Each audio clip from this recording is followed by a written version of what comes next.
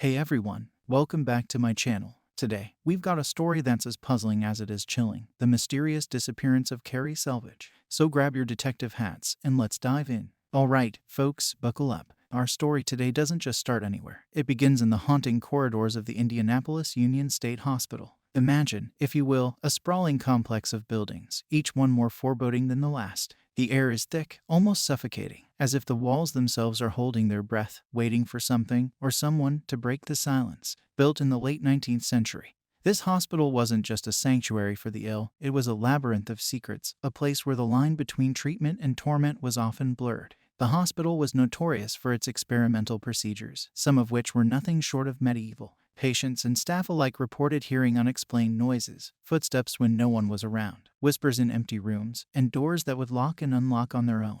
It was as if the very fabric of the building was woven with tales of despair and unexplained phenomena. So, when I tell you that our story starts here, in this unsettling environment, you know that what follows is going to be anything but ordinary. The Indianapolis Union State Hospital sets the stage for a tale so perplexing, so chilling, that it has confounded investigators and armchair detectives alike for decades. Are you ready to delve into the locked room mystery that has puzzled minds for years? Because what happened to Carrie Selvage didn't just shake a community, it shook the very foundations of what we understand about the possible and the impossible. Okay, so we've set the stage, a stage that's as eerie as they come. But what's a stage without its main character, right? Enter Carrie Selvage, a young woman with a life full of promise yet marred by circumstances that led her to the Indianapolis Union State Hospital. Carrie was not just another patient, she was someone who stood out. Described as vivacious and full of life, her presence was like a ray of sunshine piercing through the gloomy halls. But don't let that fool you. Carrie had her own set of challenges that were serious enough to have her committed to the hospital.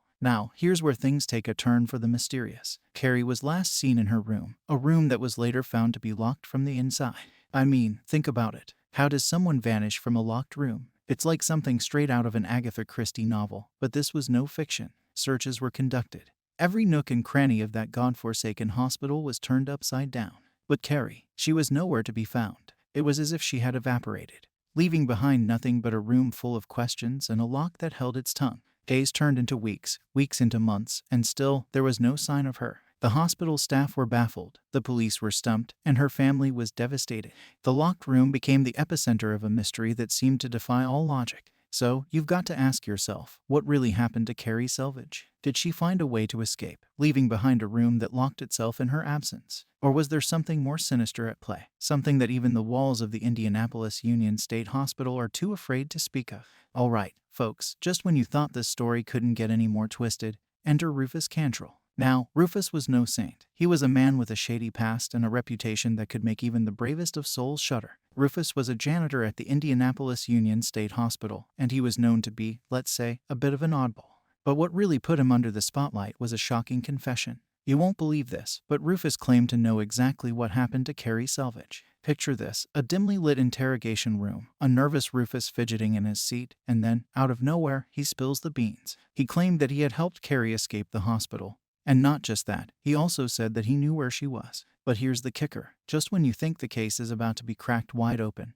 Rufus does a complete 180. He retracts his confession, says he made the whole thing up. I mean, come on, what's going on here? Was Rufus lying to save his own skin? Or was his retraction forced by someone or something far more menacing? The plot thickens and the questions multiply. Rufus's retraction threw everyone off course. It was like being given a map to a treasure, only to find out it leads to a dead end. So, we're back to square one, but with an added layer of complexity. Rufus Cantrell remains an enigma, a puzzle piece that doesn't quite fit, yet can't be ignored. And as for Carrie, her whereabouts remain as elusive as ever. Could Rufus have been telling the truth initially? Or was his confession just another dark tale in the twisted saga of the Indianapolis Union State Hospital? One thing's for sure, Rufus's involvement added more shadows to an already dark story. Now, let's delve into the heart of this enigma, the locked room mystery that has puzzled investigators for years. Imagine this. Carrie Selvage was last seen in a room that was securely locked from the inside. No windows were broken, no signs of forced entry,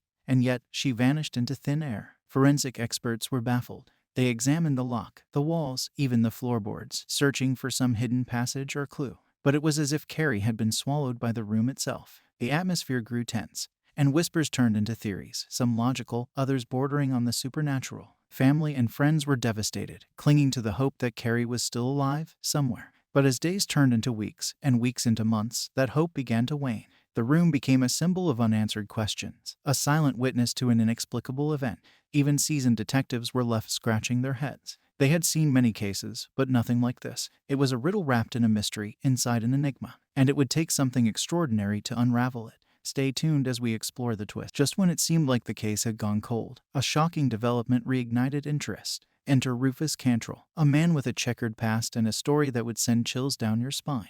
He claimed to know what happened to Carrie Selvage, and his confession was as unsettling as it was unexpected. According to Rufus, he had been involved in Carrie's disappearance. He spoke of a dark night, a struggle, and a terrible secret buried deep. The details were vivid, almost too vivid, painting a picture that was hard to ignore. The community was in an uproar. Could this be the missing piece of the puzzle? But here's where things get even more complicated. Just as quickly as he had confessed, Rufus Cantrell retracted his statement. He claimed coercion, saying he'd been pressured by authorities to admit to a crime he didn't commit. The roller coaster of emotions was unbearable for Carrie's loved ones, who were once again left in a state of agonizing uncertainty. Legal experts debated the validity of Rufus's confession and subsequent retraction. Was he a scapegoat, or was he the key to solving this enigmatic case? The questions multiplied, but answers remained elusive. Coming up, we'll delve into the theories that emerged following this perplexing turn of events. Was Rufus Cantrell telling the truth the first time, or was his retraction the real story? Stick around as we try to untangle this intricate web of mystery. As you can imagine, the confession and retraction by Rufus Cantrell opened the floodgates for theories and speculation. The community was divided, and armchair detectives took to social media forums to dissect every piece of available information. First, there was the inside job theory. Some believed that Rufus was coerced not just into retracting his confession, but into making it in the first place. They argued that someone within the Indianapolis Union State Hospital had something to hide, and Rufus was the perfect fall guy. Then came the double bluff theory. This one posits that Rufus actually did have a role in Carrie's disappearance, but his retraction was a calculated move to throw investigators off his trail. It's a theory that makes you question the very nature of truth and deception. But perhaps the most haunting theory of all was the supernatural explanation. Given the eerie setting of the hospital and the locked room mystery, some couldn't help but wonder if forces beyond our understanding were at play. Could Carrie Selvage's disappearance be linked to the numerous ghost stories and legends that have plagued the hospital for decades? As intriguing as these theories are, they bring us no closer to the truth. The agony of not knowing continues to haunt Carrie's family and the community at large. But hold on to your seats, because what comes next is something no one saw coming. Stay tuned as we reveal the shocking discovery that would emerge 2 decades after Carrie Selvage's mysterious disappearance. Just when it seemed like the story of Carrie Selvage would remain an unsolved mystery, a shocking discovery was made. 20 years after her disappearance, a construction crew working on renovations at the Indianapolis Union State Hospital stumbled upon something unimaginable. Buried beneath the floorboards of the very room Carrie vanished from, they found a small, sealed box. Inside it, personal belongings that unmistakably belonged to Carrie. A locket with her picture, a handwritten diary, and a set of keys that matched the old locks of the hospital. The discovery sent shockwaves through the community. It was as if Carrie was reaching out from beyond, providing clues to her own disappearance. But how did these items end up under the floorboards? And why were they discovered only now? Could it be that someone had deliberately hidden them there? Or was this another piece in the puzzle of supernatural occurrences that seemed to surround the hospital? The questions were endless, but the answers were nowhere to be found. Authorities reopened the case, and forensic experts were called in to examine the newfound items. Yet, even with modern technology, no new leads were established. It was as if the box was both a revelation and a dead end, deepening the enigma that is Carrie Selvage's disappearance. This discovery reignited public interest in the case, but also intensified the heartache for Carrie's family. It was a cruel reminder that sometimes, even when you think you're close to the truth, it can slip right through your fingers. The discovery of the box and its contents left the community in a state of bewilderment. Theories ran rampant, from the plausible to the downright bizarre. Some believed that the box was planted by someone who knew the truth, while others speculated that it was a sign from the other side, a message from Carrie herself. Carrie's family, who had long given up hope for any closure, found themselves in an emotional whirlwind. The box was like a Pandora's box, opening up old wounds and unanswered questions. What did it mean? Was Carrie trying to communicate something? Or was this just another cruel twist of fate? Despite the renewed interest and investigation, the case remains as cold as ever. The box, rather than providing answers, only added more layers to this already complex mystery. It's a story that haunts the halls of the Indianapolis Union State Hospital to this day, a story that refuses to be forgotten. As we come to the end of this perplexing tale, we're left with more questions than answers. The story of Carrie Selvage is a chilling reminder that some mysteries are destined to remain unsolved. There's secrets locked away, much like that room in the Indianapolis Union State Hospital. Yet, the story also serves as a testament to the enduring human spirit, the relentless quest for truth, and the deep emotional scars that such mysteries leave behind. It's a story that has captivated us, frustrated us, and left us pondering the limits of human understanding. So, what do you think happened to Carrie Selvage? Was it a crime of passion, a supernatural event, or something else entirely? The truth may be out there, but for now, it remains as elusive as ever. Thank you for joining us on this emotional and mysterious journey. If you enjoyed this video and want to hear more stories like this, don't forget to hit the like button and subscribe to our channel. Until next time, keep questioning, keep wondering, and most importantly, keep seeking the truth.